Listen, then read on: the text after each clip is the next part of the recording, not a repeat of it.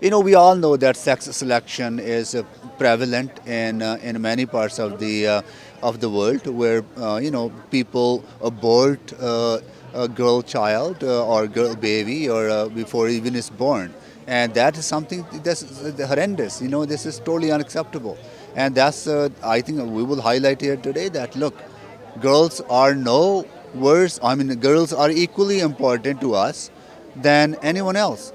So why would we make a difference? Why would we discriminate against our own daughters, our own sisters, our own mothers?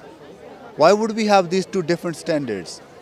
Society has changed, and we need to change along with the society to make sure that we do not discriminate against our girls, that we do not discriminate against our daughters, and they deserve equal support just like boys do, and they deserve equal opportunities to fully participate in our society and contribute and achieve their dreams and aspirations and be the leading voice, be the role model for others, and that is the idea behind the Daughters Day. And on this day, 107 years ago, Alberta formally became a province. But long before there was Alberta, there are the women who helped shape Alberta, First Nations, Métis and Inuit women, and early pioneer wives and daughters who helped transform wilderness into communities.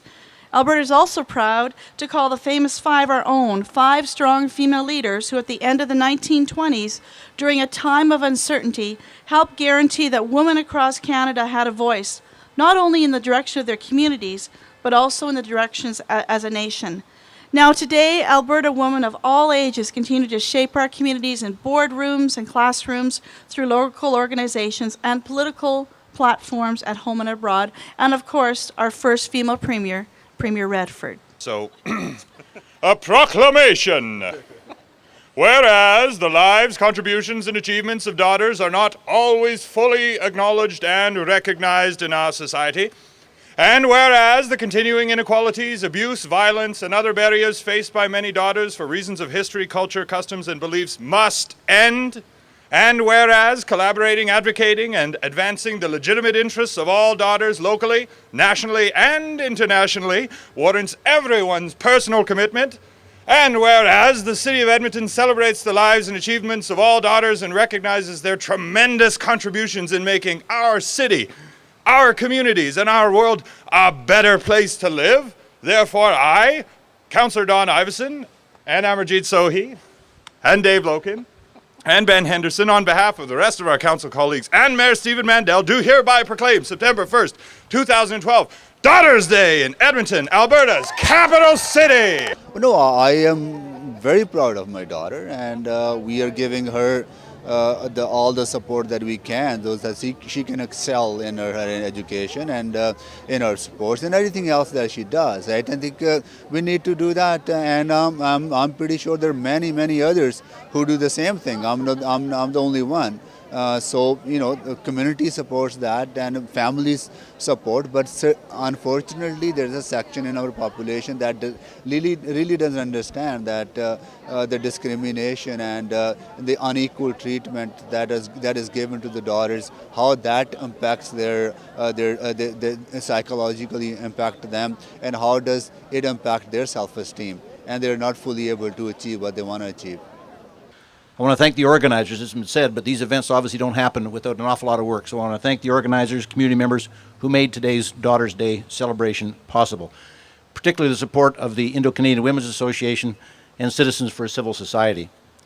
I have to say that I can't agree more with the following statement which the Daughters Day Organizing Committee issued last year. And that says that we condemn injustices against women, every one of whom is someone's daughter. We seek a better life for them and for everyone, beginning in our own community. First say how honored and privileged I feel to have been invited here today to speak with you and to be part of this distinguished group. By way of a brief background, I am one of 4 daughters who grew up on a farm in southern Ontario. I feel I was blessed to have been raised in a loving home where my parents instilled the values of hard work, humility, and respect for all peoples. Today, I stand before you as the officer in charge of criminal operations for the RCMP in Alberta. which is the position of second in command of approximately 4,000 RCMP employees, which includes our uniformed members and civilian staff. And I'm especially proud to say that I now live and work in this great province of Alberta. Throughout the RCMP's 136-year history, women have made significant contributions to the organization, serving as public servants, civilian members, and since 1974, as uniformed members. As early as the 1890s, the RCMP employed women as matrons, and in the early 1900s, women began filling positions as fingerprint and lab technicians. In 2006, and as a personal hallmark moment for me, Beverly Busson was appointed the 21st Commissioner of the RCMP. I'm honored to be here today to take part in the first annual Daughters' Day. This is a great way to celebrate girls and women in our society. This year, the Edmonton Police Service is celebrating the 100th anniversary of women in policing in Edmonton. We are very proud to be the first police agency in Canada to have hired a female police officer. We also have a number of firsts in terms of female police officers. Our Deputy Chief Danielle Campbell was the first female police officer in Canada to work in a canine unit, and unfortunately she couldn't be here today. I won, towards freedom we are counting, and changes have already begun when we're writing our own history, breaking through the mystery, standing up for all to see the battles that we've won. Our first recipient is Faye Dewar. I'll tell you a little bit more about her.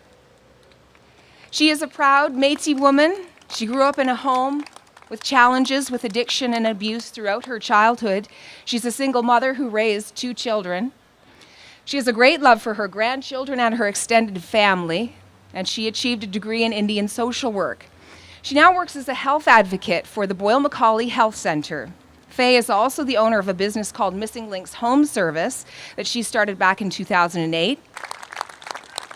You won't be standing there alone for long.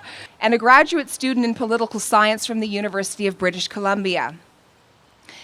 In June of 2011, she was brutally attacked and blinded by her former husband at a time during a visit to her home country in Bangladesh. Her husband assaulted her because she wanted to continue higher education in Canada, and that was against his wishes. He justified his assault on Rumana to the Bangladeshi media by alleging she had been unfaithful. Born in Durban, South Africa, she came to Slave Lake at the early age of 2 months, and she's proud to call Slave Lake her home. She was elected mayor of the town in 2004 and is now serving her 3rd term in office. Her vision is to see Slave Lake be the community of choice for lifestyle and the environment. And our 4th Daughter of the Year recipient is Renee 5. Renee has served as the executive director of the John Humphrey Centre for Peace and Human Rights. It's an organization committed to advancing the principles enshrined in the Universal Declaration of Human Rights. She's also the founding president of a children's project, a charitable organization focused on improving the rights of orphans and vulnerable children affected by AIDS in East Africa through education, health, and community economic development. Important work.